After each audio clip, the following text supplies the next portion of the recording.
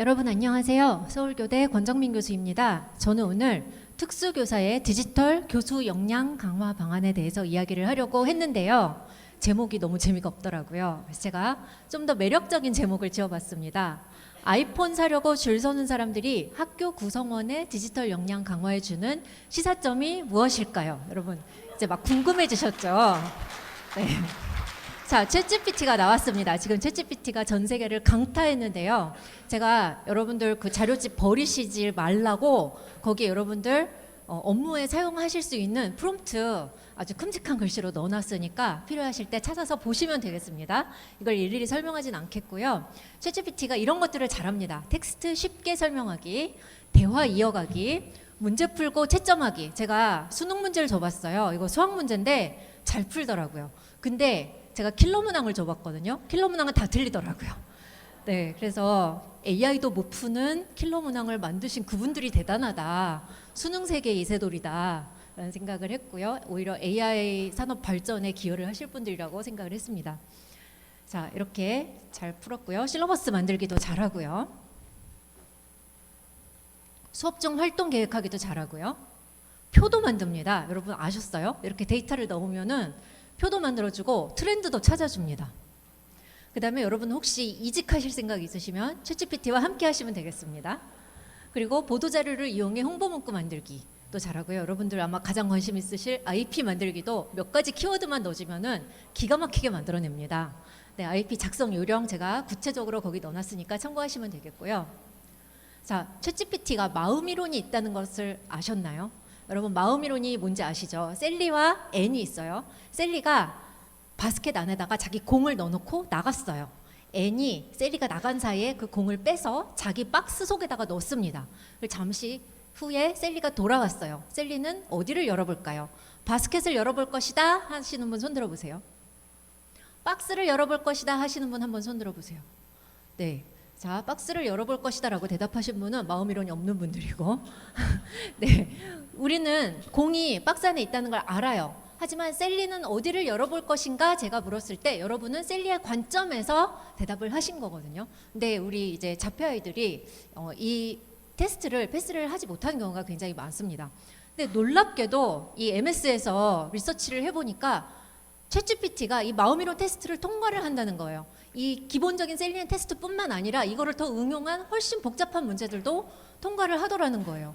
챗GPT는 글에 명시되어 있지 않은 그 글 이면에 있는 글 쓴 사람의 의도, 그 사람의 사상, 철학 이런 것들을 정말로 잘 읽어냅니다.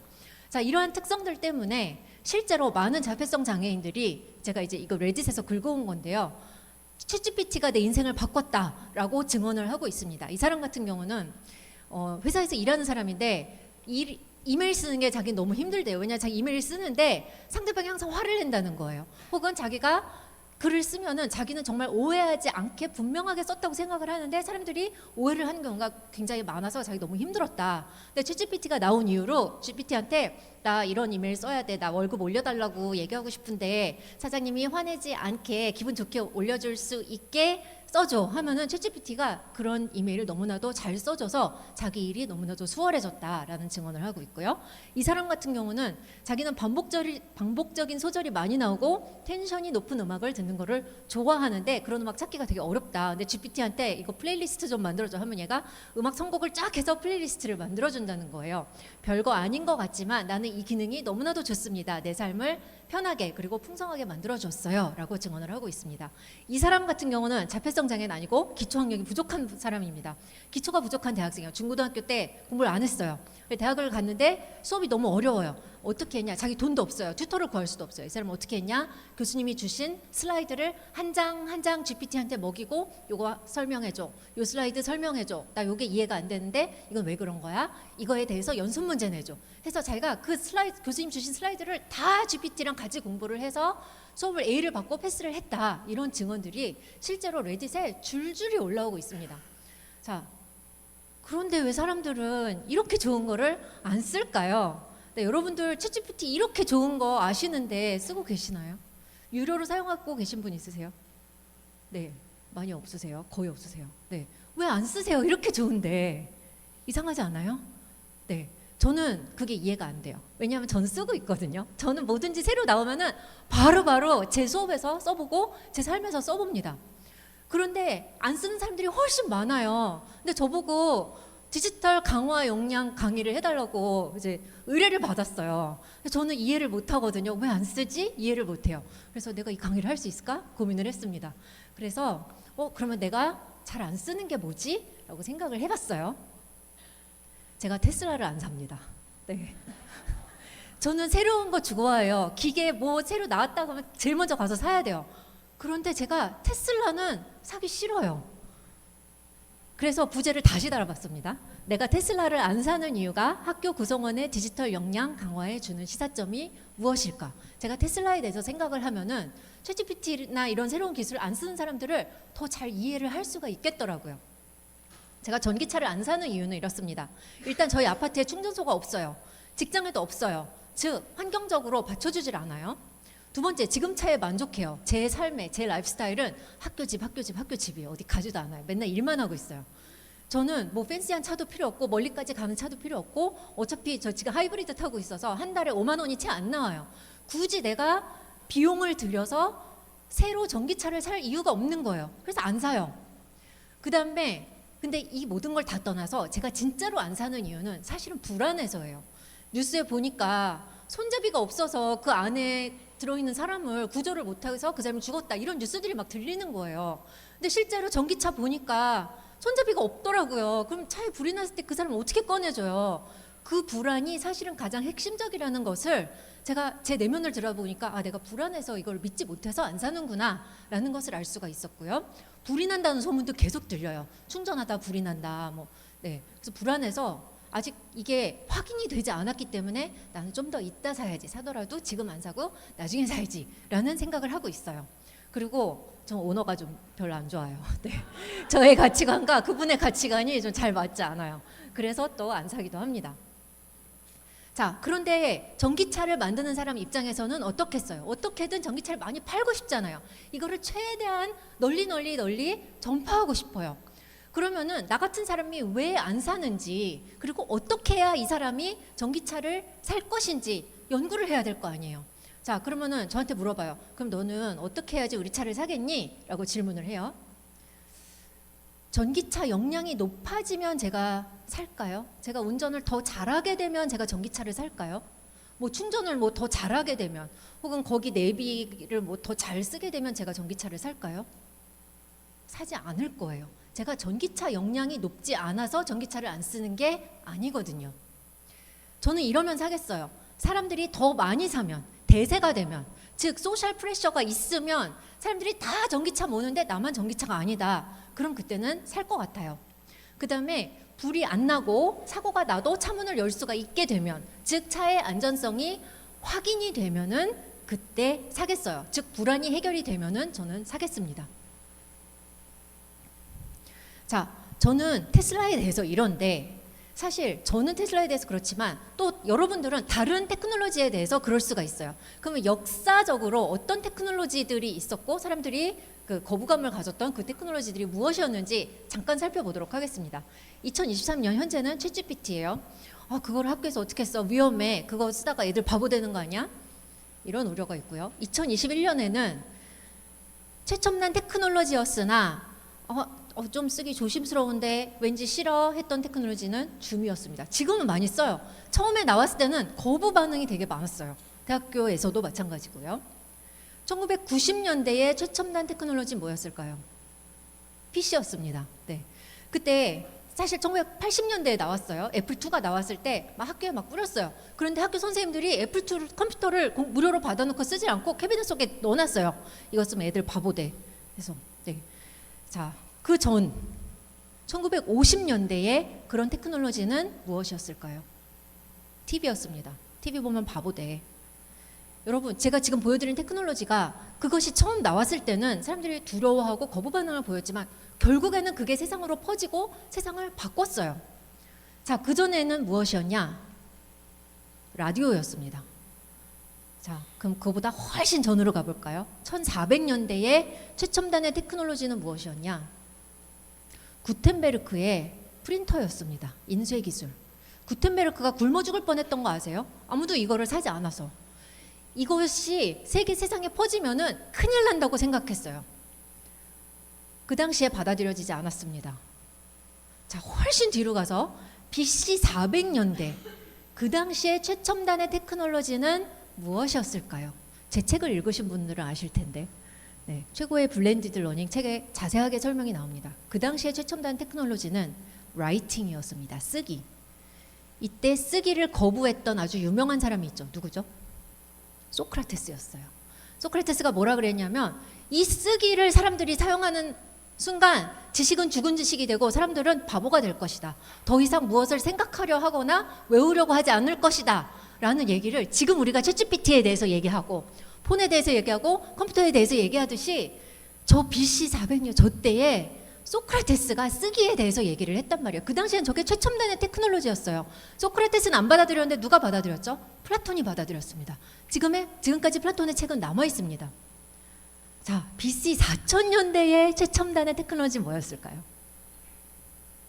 바퀴였습니다. 그 당시에도 기록된 바는 없지만 아마도 데모하는 사람들이 있었을 거예요.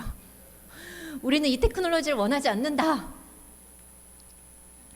그러면서 저 바퀴가 미칠 수 있는 나쁜 영향, 저것들이 얼마나 많은 동물들을 죽일 거고 사람들을 죽일 것인지에 대해서 이야기를 하고 있고, 이 사람 표정 보세요.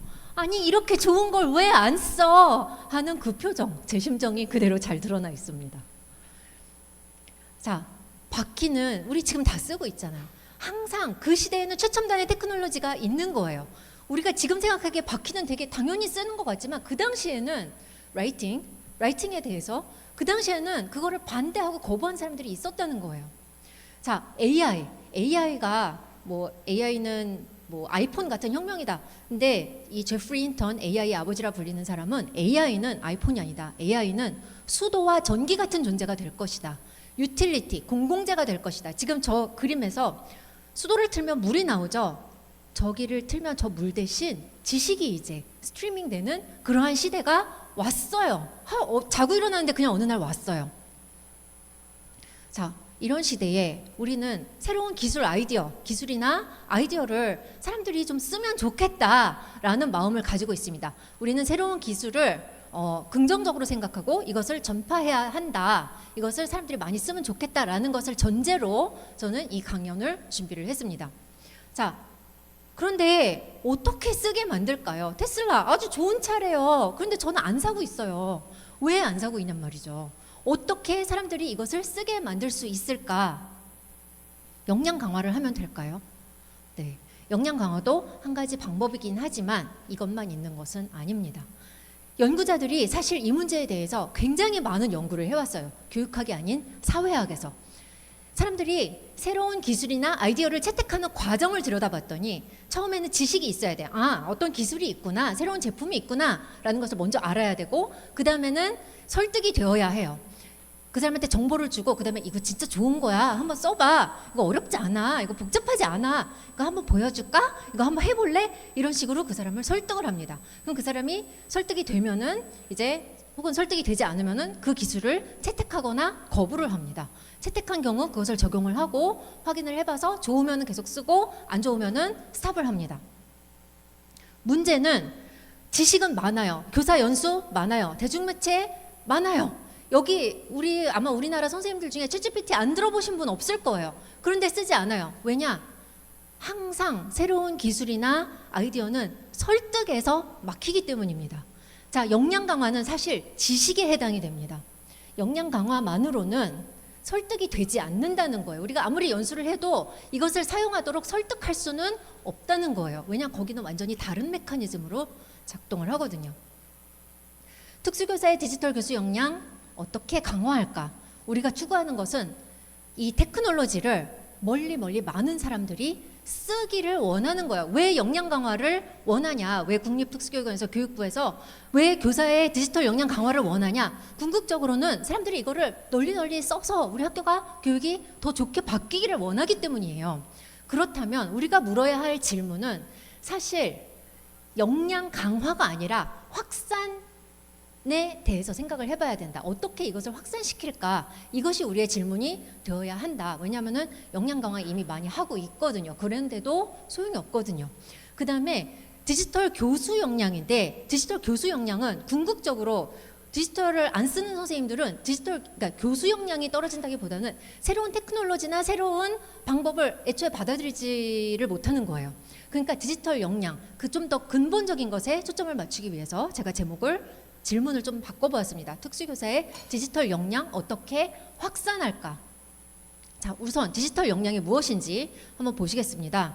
네, 이거는 EU에서 만든 프레임워크인데요. 디지털 역량. 우리는 학급 안에서 애들을 디지털 기기를 이용해서 잘 가르치는 것만 디지털 역량이라고 생각을 하지만 그것만이 아니더라. 연구자들이 연구를 해보니까 개인의 전문성 강화, 내가 더 나은 선생님이 되기 위해서, 내가 더 나은 교수가 되기 위해서 내가 내 공부를 위해서 챗GPT를 쓰고 있다. 그것도 디지털 역량에 포함이 됩니다. 이게 다 이어져 있어요. 이걸 안 하는 사람이 저 가운데 것만 잘할 수가 없습니다. 저 가운데 걸 잘 하려는 사람이 이거 없이 할 수가 없습니다. 다 이어져 있어요. 한 패키지예요. 자, 그 다음에 교실 안에서 교육활동을 위해서 잘 사용하는 것, 그 다음에 궁극적으로는 학습자의 디지털 역량 강화까지가 교사의 디지털 역량에 다 들어간다는 거예요. 자, 이것이 디지털 역량입니다. 자, 그럼 이것을 우리가 어떻게 확산할 것인가? 더 많은 사람들이 디지털 기기를 학교에서 잘 사용해서 교육을 잘하게 할 것인가? 이것이 우리의 질문입니다. 어떻게 할 것인가? 자, 데니엘 서스킨드라는 경제학자가 있습니다. 이 책을 저는 강추합니다. 노동의 시대는 끝났다. 이 책이 챗GPT 나오기 전에 쓰여진 책인데 지금 이 시대를, 이 상황을 너무나도 잘 예측을 하고 있습니다. 새로운 테크놀로지가 나와서 이것을 확산시키기 위해서 항상 사람들이 뭐라고 말을 했냐면, 역사적으로 돌아봤을 때 항상 뭐라 그랬냐면은 우리는 더 많은 교육이 필요해 라고 얘기를 했습니다. More education. 그런데 그 more education이 도대체 뭐냐는 말이에요. 구체적으로 대학에서 뭐 수업을 더 많이 듣게 하는 것이 more education이냐, 더 많은 사람들을 교육하는 것이 more education이나, 아니면은 학사에서 끝나지 말고 석사, 박사까지 더 길게 교육시키는 것이 more education이냐에 대해서 우리가 구체적으로 고민을 하지 않고 그냥 무조건 교육을 더 해야 된다, 역량 강화를 더 해야 된다 하고 한다는 거예요. 자, 그러면은 더 많은 교사 연수를 하면 될까요? 네, 사실 역량 강화는 교사 연수로 됩니다. 그러면 제 강의 여기서 끝이에요. 여러분 교사 연수 많이 받으세요. 국토관에서 교사 연수 많이 해주세요 라고 제가 결론을 내리면 여러분들이 속으로 얼마나 저를 원망하시겠습니까?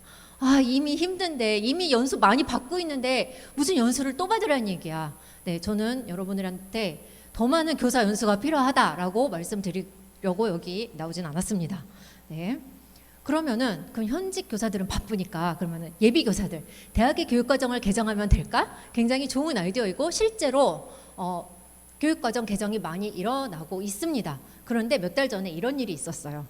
저 디지털 교육을, 이게 지금 그 교직 이수해야 되는 것들인데 여기 보시면 이전에는 특수교육학 개론이 필수였습니다. 그런데 디지털 교육 역량 강화해야 된다고 저 과목이 들어오면서 특수교육 개론이 선택이 되었습니다. 네, 이런 일이 있을 뻔했어요. 그래서 저희가 강하게 항의를 해서 특수교육 개론을 필수로 놔뒀습니다. 네, 다행이죠. 자, 근데 이런 일이 왜 생기냐? 학생들이 무한히 계속 새로운 걸 배울 수 있는 게 아니거든요. 지금도 이미 너무 들어야 되는 과목이 많아요. 거기다가 뭐 하나 새로 껴 넣으려면 서로 다 자기네가 중요하다고 하거든요. 뭐 새로 하나 더 껴 넣으려면은 이런 상황이 발생을 합니다. 지옥철처럼. 누가 더 타려면은 속에 있는 사람 누군가 나와야 되든지 아니면 다 같이 죽든지. 네. 자, 우리는 이런 상황을 원하지 않습니다. 자, 그렇다면 교사에게 추가적 업무 부담이 되지 않으면서 현재 시스템 안에서 해결하는 방법, 즉 현실적인 방법을 찾아보고자 합니다. 저는 그 답으로 혁신 확산 이론을 제안을 합니다. Diffusion of Innovation이라는 이론인데요. 자, 여기 보시면 제니방적기 처음 만들었을 때 사람들이, 러다이트들이 와서 다 부셔버렸어요. 하지만 결국엔 저게 확산이 됐습니다. 어떻게 저 새로운 테크놀로지가 확산이 되었을까요? 여기 최초의 자동차 누가 만든지 아세요? 벤츠가 만들었어요. 최초의 자동차 저 한 대 만들었어요. 근데 지금 전 세계에 퍼져 있습니다. 어떻게 저 한 대의 자동차가 전 세계에 퍼지게 되었냐는 거죠. 녹색혁명, 어떤 과학자가 자기 실험실에서 씨앗을 만들었어요. 그 종자는 해충에도 강하고 그다음에 뭐 물을 별로 안 줘도 아주 잘 자라요. 그런데 그 과학자의 실험실에서 만들어진 그 씨앗이 어떻게 전 세계로 확산되게 되었냐는 거죠. 에이즈 백신. 네, 사람들이 처음에 잘 몰라서 안 맞으려고 했어요. 그런데 지금은 전 세계로 확산이 되었습니다. 이것이 어떻게 확산이 되었는가? 그것을 들여다본 연구가 혁신 확산 이론입니다. 우리는 여기서 배울 점이 굉장히 많습니다. 자, 이 이론에 의하면은 어느 사회나 어느 인구나 사람들은 이렇게 나누어집니다. 자, 맨 위에 혁신가, 이노베이터 그룹이 있습니다. 이 사람들은 가장 먼저 혁신을 선택한 사람들이고 아이폰 나왔다고 하면은 그 앞에 가서 몇 박 며칠씩 줄 서서 기다렸다가 사는 사람들입니다. 많지 않아요. 전 인구의 2.5% 됩니다. 여기에 오신 분들은 본인이 자발적으로 여기 오셨기 때문에 아무래도 이 앞 그룹에 더 퍼센트가 더 많이 나타날 거라고 생각은 하지만 일반적으로 저희 대학에서도 그렇고 학교에서도 그렇고 어느 집단에서나 요 정도의 비율로 나타납니다. 자, 혁신가들은 위험 수용도가 높습니다. 리스크 테이킹을 잘해요. 그리고 기술적 지식이 높아요. 막 스펙을 막 열심히 들여다보고 그 다음에 이 사람들이 아이폰이나 새로운 기술을 사는 동기는 뭐냐? 새로워서입니다. 그냥 새로워서 사는 거예요. 다른 이유 없어요. 새 거네 사야지 합니다. 그러다 보니까 가끔 실패하는 기술을 채택을 할 때도 있습니다. 자, 두 번째 그룹이 누구냐? 얼리 어답터입니다. 13.5%를 차지하고요.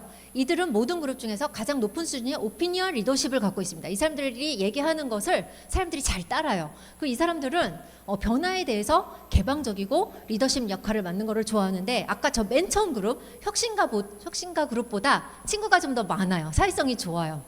그래서 그 다음 그룹이랑 친하게 잘 지냅니다.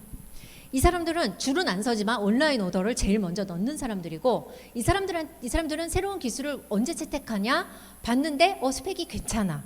이거 효과 있을 것 같아. 좋아 보일 때 채택을 합니다. 새로워서가 아니라 좋아 보일 때 채택을 합니다. 자, 이 맨 앞 그룹과 혁신가 그룹과 얼리어답터 그룹의 특징은 뭐냐? 이 사람들은 설득할 필요가 없어요. 내버려둬도 자기가 다 알아서 합니다. 자기 돈 들여서 가서 사요. 자, 우리의 관심사는 그 다음부터입니다. 초기 다수, 이제 나머지를 다 다수, majority라고 하는데 그 중에서 초기 다수 34%. 이들은 리더인 경우는 거의 없지만 평균보다는 조금 더 빨리 혁신을 받아들이고 이 사람들은 언제 혁신을 받아들이냐? 사회적인 프레셔가 있을 때 보니까 다른 사람들이 쓰고 있네? 그럼 나도 사야지. 이 사람들은 스펙 보고 사는 사람들이 아니란 얘기예요. 새로 나와서 사는 사람들이 아니라 옆에 다른 사람들이 쓰고 있으면은 산다는 얘기예요. 자, 그 다음에 후기 다수가 있습니다. 이 사람들은 대부분의 사람들이 변화한 후에 변화하고 혁신에 대해서 매우 회의적입니다. 이 사람들을 변화시키기 위해서는 사회 전체 대부분이 다 쓰고 있다는 걸 보여줘야 돼요. 그래서 이 사람들은 주요 동기가 모방입니다. 모방을 하기 위해서 사요. 이 사람들은 누구한테 영향을 받냐? 초기 다수의 영향을 받고 소셜 프레셔만 가지고 부족해요. 소셜 프레셔도 있어야 되지만 누군가가 나를 도와줘야지 살 거야. 핸드폰 너무 어려워. 근데 다른 사람들 다 쓰고 있네. 살까 말까 하는데 누가 도와준다고 하면은 그때 산다는 거예요. 그 다음에 맨 마지막에 지체자 그룹 레거즈가 있는데 이 사람들은 혁신을 가장 늦게 채택하고 변화에 대해서 혐오감을 가지고 있습니다. 제가 아는 분들 중에도 이런 분들 몇 분이 있는데 이 사람들은 끝까지 혁신을 채택하지 않을 수도 있습니다. 도저히 채택하지 않고는 살 수가 없을 때 끝까지 이 스마트폰 안 쓰고 이 폴더블 폰 쓰시다가 마지못해 얼마 전에 바꾸신 교수님도 계십니다. 네. 자, 이 앞에 이 그룹을 저는 그냥 통틀어서 얼리어답터라고 지칭을 하겠습니다. 이 16%의 그룹은 설득이 필요 없어요. 이 사람들은 굳이 뭘 해주지 않아도 돼요. 그냥 내버려 두면은 자기 시간, 자기 돈 들여서 알아서 잘합니다. 그렇다면은 우리의 주 관심사는 누구냐? 사실 요 뒷그룹입니다. 자, 그런데 이런 인구 분포가 교사 집단에서도 나타난다는 거예요. 얼리 어답터 교사의 특성을 연구자들이 연구를 해보니까 이 얼리 어답터 교사들은 리스크 테이킹을 잘하고 협력도 잘하고 신임도 높고 학생을 잘 지원하고 기본적으로 잘 가르쳐요. 디지털 리터러시가 높아요. 그리고 계속해서 새로운 아이디어를 떠올리는 분들이에요. 하지만 이 사람들이 가장 주장을 강하게 하거나 목소리가 제일 크거나 테크놀로지를 가장 잘하는 분은 아닐 수도 있습니다. 자, 우리의 관심사는 이 머조리티, 이 84%. 지금 디지털 역량 강화를 해야 되는 이유가 뭐냐? 이 16% 때문이 아니에요. 저 84%로 넘어가지 않아서 그런 거예요. 여기 보시면 가운데 골이 있어요. 골짜기가 있습니다. 저 골짜기를 넘어가는 게 관건인 거예요. 어느 테크놀로지든지 앞에 16%까지는 저절로 거기까지는 확산이 일어납니다. 문제는 저 골짜기를 넘어서 그 다음 84%한테까지 확산을 시키는 게 관건이란 얘기예요. 자, 제가 코로나 때 연구를 해봤어요. 왜 도대체 우리나라 초등학교 원격 수업의 퀄리티가 이렇게 낮은가에 대해서 연구를 했고 논문이 나와 있습니다. 일정 연구를 했는데 그 연구를 하면서 사람들을 인터뷰를 해봤어요. 그랬더니 선생님들이 대체로 세 그룹으로 나눠진다는 것을 발견을 했습니다. 아주 드물게 강한 체인지 메이커 선생님들이 있어요. 이분들은 소신이 있고요. 투쟁을 해요. 교장 선생님이랑 막 싸워요. 교장 선생님, 우린 이렇게 해야 됩니다. 이렇게 해야 돼요. 뭐 저렇게 해야 돼요. 이 줌을 사용해야 돼요. 하면서 계속해서 시스템의 변화를 추구하는 선생님들이 있습니다. 극소수예요. 자, 그 다음에 그 정반대쪽에는 그냥 시키는 대로. 이 사람 선생님들이 게을러서가 아니에요. 그냥 이분들은 싸우지 않고 굳이 새로운 것을 시도하지 않고 그냥 위에서 내려오면은 내려오는 대로 그것에 최선을 다하는 선생님들입니다. 수능형이에요. 대다수였습니다. 근데 저 선생님들한테 테크놀로지 기술을 전해주는 사람들이 누군가 하고 봤더니 가운데 있는 조용한 체인지 메이커 선생님들이었어요. 이분들은 특징이 뭐냐? 이분들은 막 나서서 싸우지 않아요. 시스템의 변화를 추구하지 않아요. 데모하지 않아요. 이 사람들은 높은 디지털 리터러시를 갖고 있는데 자기 교과실에서 막 이제 만들어요. 그럼 옆에 이제 디지털 리터러시가 좀 떨어진 선생님이 그거 뭐예요? 하고 물어봐요. 아, 이거 이렇게 하는 거예요. 좋죠? 하면은 그 옆에 앉은 선생님이 저도 도와주세요. 저도 한번 해보고 싶어요. 이런 식으로 조용히 주변 사람들을 전파를 시켜 나간다는 것을 발견을 했습니다. 이것이 바로 여기에 나온 이 이론에 딱 들어맞습니다. 강한 체인지 메이커, 이노베이터들이 있고요. 그 조용한 체인지 메이커들이 바로 얼리 어답터 선생님들입니다. 그리고 저 그룹, 머조리티, 초기 다수, 후기 다수 저 그룹에 전파를 하는 사람들이 누구냐? 바로 요 얼리 어답터들이라는 거예요. 자, 문제는 요 티핑 포인트, 조기를 넘어가는 건데 조기를 넘어갈 수 있는 주요 그 능력을 가진 사람들이 조용한 체인지 메이커들이다. 자, 그래서 우리가 이 사람들을 이용해서 어떻게 하면은 저 티핑 포인트를 넘어갈 수 있을까에 대해서 사실 굉장히 많은 기술 회사들이 이미 연구를 해서 많이 사용을 하고 있습니다. 자, 요거를 제가 표로 좀 더 체계적으로 만들어 봤어요. 여기 디지털 역량이 나와 있고요. 그 다음에 각 그룹의 특성대로 우리가 좀 더 체계적으로 접근을 할 수 있지 않을까 해서 제안을 해보았습니다. 그 중에서 각 그룹의 동기, 우리가 이게 연수가 부족해서도 아니고 정보가 부족해서 안 쓰는 게 아니라 설득이 되지 않아서 안 쓰는 거예요. 이 사람들은 지금 관심사가 아니에요. 저 빨간 네모에 있는 저 사람들이 우리의 주요 관심사입니다. 저 사람들은 정보가 없어서가 아니라 설득이 되지 않아서 사용하지 않는 거예요. 저 사람들의 동기를 우리가 집중적으로 공략을 해야 된다는 거예요. 이노베이터들은 새로움이 동기이고 얼리 어답터는 좋아서 씁니다. 효과가 있어서 씁니다. 그런데 저 그룹은 불확실성이 제거되었을 때 써요. 제가 테슬라를 언제 사냐? 불확실성이 제거가 되었을 때 저는 살 거예요. 그리고 사회적 압력이 있을 때, 다른 사람들 다 쓸 때 살 거예요. 아무리 저한테 테슬라 스펙을 보여주고 이것 봐 좋지 해도 저는 꿈쩍도 안 합니다. 근데 이것 봐 안전해. 그리고 사람들 다 쓰고 있어. 그러면 그때 제 마음이 움직인다는 얘기예요. 실제로 테슬라가 그 전략을 아주 잘 활용을 했습니다. 자, 여러분, 최초의 전기차를 만든 회사가 테슬라가 아닙니다. GM이 무려 1996년에 만들었어요. 여러분 알고 계셨어요? 몰랐어요. 우리는 왜 몰랐을까요? 심지어 대량 생산도 했습니다. 근데 폭망했어요. 왜 그랬을까요? 자, 전기차는 굉장히 혁신적인 테크놀로지입니다. 1996년에 나왔으니까 더 혁신적이었겠죠. 그런데 GM이 타겟팅을 잘못한 거예요. 누굴 타겟으로 했냐? 저 84%, 혁신을 쉽게 받아들이지 않는 저 84%를 타겟팅으로 저 사람들이 좋아할 만한 굉장히 평범한 디자인으로 대량 생산을 했습니다. 저 사람들이 샀을까요? 안 샀어요. 그래서 어마어마한 손해를 입고 전기차를 만들지 않았습니다. 반면 테슬라는 어떤 전략을 택했냐? 이 얼리 어답터들을 공략하는 전략을 택했습니다. 심지어 디자인도 얼리 어답터들이 좋아할 만한, 여러분 저런 차 타시는 분 있으세요? 네, 빨간색 컨버티블, 네, 사기 쉽지 않죠.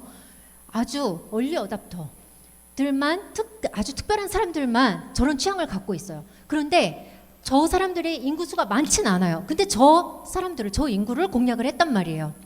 그런데 성공을 했습니다. 왜냐? 저 사람들은 설득을 할 필요가 없어요. 새로워서 사고 뭔가 좋아 보여서 삽니다. 그래서 막 샀어요. 그랬더니 사람들이 테슬라 괜찮다, 많이 산다 하니까 저 그룹은 어때요? 소셜 프레셔가 있으면 산다 그랬죠. 다른 사람들이 사는 걸 보면 그때 사요.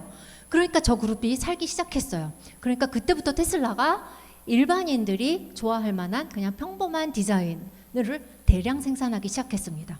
자, 이것의 장점 뭐냐? 여기서 혹시 실패를 하더라도 리스크, 여기 이제 실패하면은 이제 비용이 들잖아요. 그 리스크가 굉장히 낮아요. 왜냐하면은 소량으로 생산하기 때문에.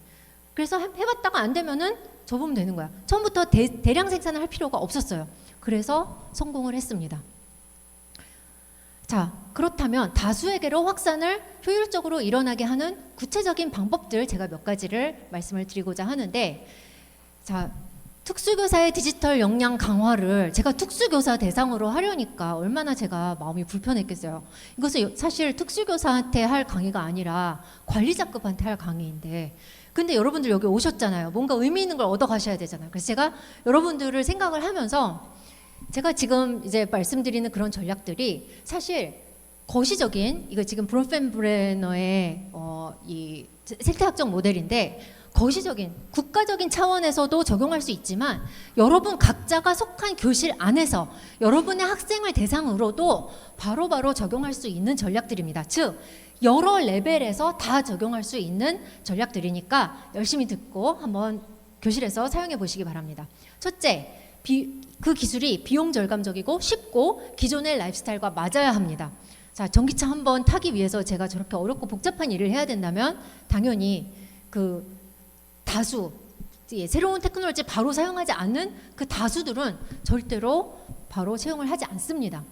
자, 마찬가지입니다. 우리가 이제 뭐 디지털 교과서 요즘 얘기 많이 나오는데 뭐 대시보드 막 복잡하고 이러면은 확산이 잘 일어나지 않을 것입니다. 이것은 이 확산 혁신 이론은 모든 새로운 기술이나 서비스를 팔고자 하는 모든 회사에서 너무나도 많이 연구를 해 놓은 것입니다. 우리에겐 잘 알려지지 않았지만 그렇기 때문에 증거로 기반이 되어 있습니다. 믿으셔도 된다는 얘기예요. 복잡하면 확산이 일어나지 않습니다. 간단해야 됩니다. 왜 이렇게 줌이 폭발적인 인기를 누렸냐? 간단했기 때문입니다.